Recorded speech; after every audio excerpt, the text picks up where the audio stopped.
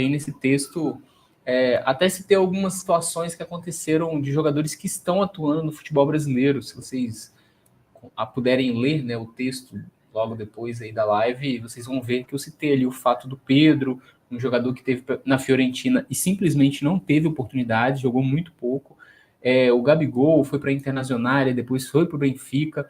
E aí, um exemplo até mais perto da gente aqui em Minas Gerais é o Paulinho, né? O Paulinho do Atlético Mineiro é um cara que hoje a gente coloca aí entre os principais jogadores do futebol brasileiro, e aí no Bayer Leverkusen simplesmente ele não conseguiu jogar. O cara teve muitas partidas disputadas, inclusive, e aí participação em gol, muito baixíssimo número de gols marcados, muito baixíssimo número de assistências.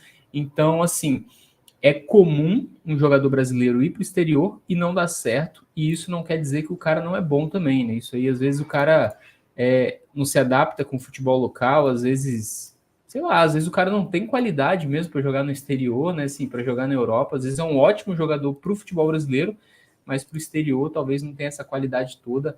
Então, a gente tem que analisar todos os pontos, né? Todas as situações. E vamos torcer aí para o Caio Jorge para que dê certo, porque se ele conseguir repetir o que ele fez no Santos, um jogador que foi decisivo já em semifinal de Libertadores, eu acho que ele pode ser muito útil para essa equipe do Cruzeiro nesse ano de 2024 e nos próximos anos aí que vai vestir a camisa do Cruzeiro, né? O Cruzeiro que já comunicou esse pré-acordo aí com o Caio Jorge. Acho que o torcedor fica até com muitas ressalvas, né, Diego? Mas é um jogador que a gente é muito promissor, né? A gente deveria estar até um pouco mais animado com ele, né? Acho que a galera hoje em dia está se pegando muito por valores, né?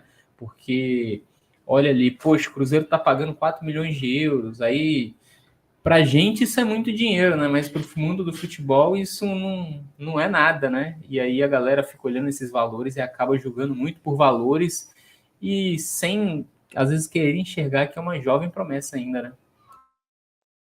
É, exatamente isso. Exatamente isso. Eu falo com todo mundo que eu conheço e tudo que, assim, o caro, o que é o caro? O caro, e o futebol, ele é, de certa forma, ele é um reflexo também da sociedade, o caro é tudo que você vai gastar de alguma forma. O que é barato? É não gastar com nada. Então, nesse contexto, o barato seria a gente procurar soluções dentro do elenco ou ir às categorias de base. No momento, a gente não tem essas opções, a gente não, principalmente ali para ser esse cara, essa referência, o cara que vai fazer mais gols, a gente não tem. E aí, qualquer ida ao mercado, ela vai ter um valor que vai parecer caro, né?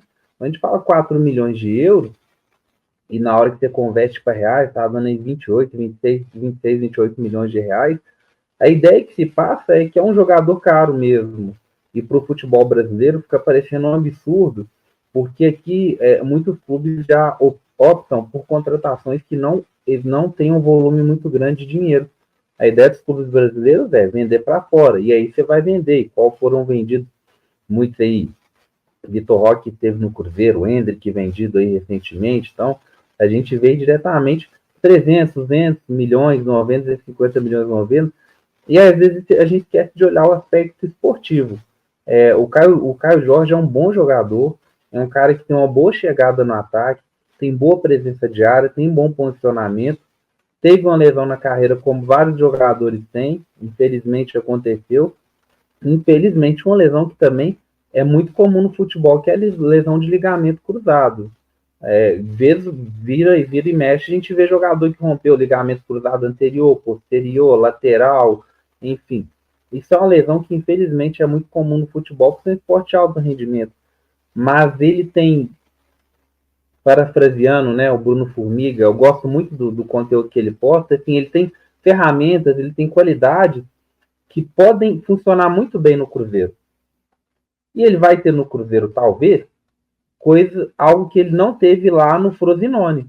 Ele vai ter dois laterais muito bons, um deles o William, que tem uma boa chegada no ataque e que é um ótimo garçom, e ele vai ter no meio-campo nada menos que Matheus Pereira, que também é outro jogador com qualidade incrível, tem partes impressionantes. Então, talvez aqui no contexto do Cruzeiro, ele vai render, eu estou com a perspectiva boa, acho que vem e acredito que tem uma capacidade muito grande para somar. Não é ser profeta do acontecido, né? Já falei em outras lives que era uma contratação que à primeira vista não me agradou, mas já que aqui tá, já que vai vir para o Cruzeiro, a gente tem que olhar o lado positivo. E eu acho que no Cruzeiro ele tem uma chance muito grande de dar certo.